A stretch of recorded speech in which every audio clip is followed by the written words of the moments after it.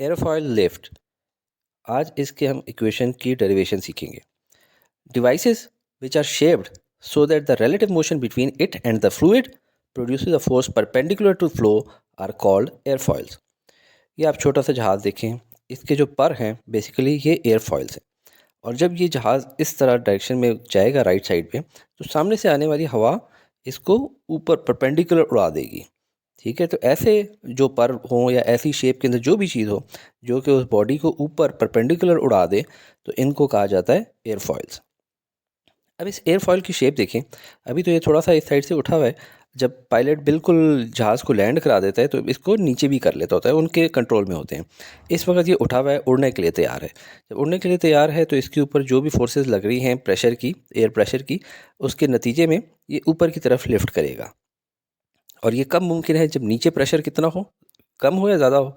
नीचे ज़्यादा होगा और ऊपर की तरफ से कम लग रहा होगा। ये आपने बस डायग्राम याद रख लेनी है, तो बस आपको ये सारा का सारा डेरिवेशन समझ आ जाएगा।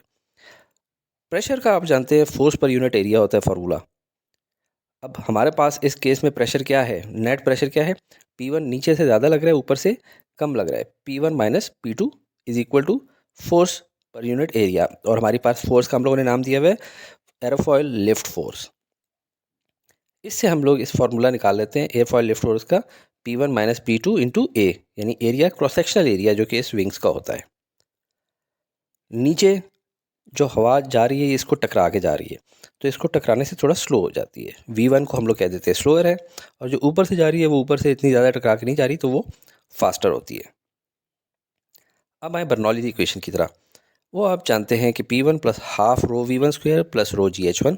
इसको आप याद यूँ भी कर सकते हैं, half MV square plus MGH, half MV square plus MGH, और दोनों तरफ प्रेशर भी डाल देना है और 2 लगा देना है और 1 अब इसमें देखें, क्योंकि एयरफॉइल्स एक ख़ास लेवल पे हैं, उनके अंदर हाइट का डिफरेंस नहीं है, यानी ऊपर से भी प्रेशर आ रहा है, नीचे से भी एक ही जगह पे प्रेशर आ रहा है, तो रो GH1 और रो GH2 आपस में कैंसिल आउट हो जाते हैं। हमें क्या चाहिए? P1 minus P2।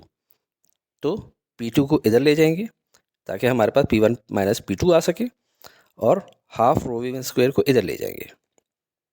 अब हमारे पास इक्वेशन कुछ ऐसी बन जाती है, P1 minus P2 is equal to half rho V2 square minus half rho V1 square. अब इसको देखें, ये हमारे पास आ चुका है लिफ्ट फोर्स के अंदर P1 माइनस P2 की जगह। अब हम इस इक्वेशन को इधर ले आते हैं। अब इस इक्वेशन में कौन सी चीज़ मज़ीद कॉमन ली जा सकती है? हाफ रो और हाफ रो। तो airfoil lift force is equal to half rho into V2 square minus V1 square into A, यानी क्रॉस सेक्शनल एरिया। अब ये आपका फार्मूला तो बन चुका है, लेकिन इसमें आपको कौन सी चीज़ नहीं मालूम होती? रो। और अक्सर जो जहाज़ उड़ेंगे वो किस में उड़ेंगे? एयर में, पानी में थोड़ी उड़ते हैं। तो आपको डेंसिटी फॉर एयर भी ज़ुबानी याद होनी चाहिए, कभी कभार न्यूमेरिकल्स में नहीं दी जाती।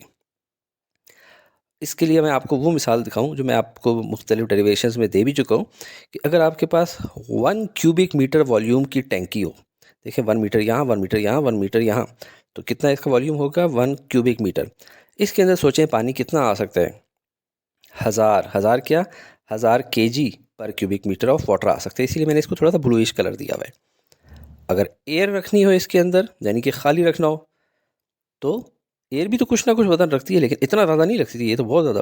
तो उसका वजन आप याद रखें 1.28 kg पर मीटर क्यूब फॉर एयर है। और ये फार्मूला आपने याद रखना है, airfoil lift force is equal to half rho into V2 square minus V1 square into A. अस्सलाम वालेकुम स्टूडेंट्स, अगर आप चाहते हैं कि आपके टीचर ये वीडियोस बनाना कंटिन्यू रखें तो ज़रूर लाइक, शेयर और सब्सक्राइब करके हौसला अफजाई किया करें।